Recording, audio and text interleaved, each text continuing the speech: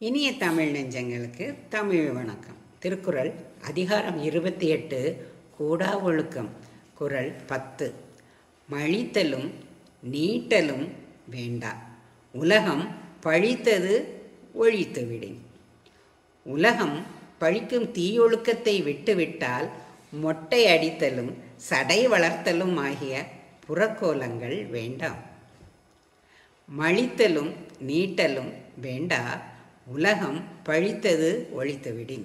There is no need of a dancer or growing hair for God, if a man can abstain from bad deeds which world condemn.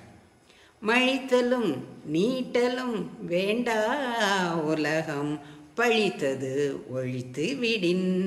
நன்றி, வணக்கம்.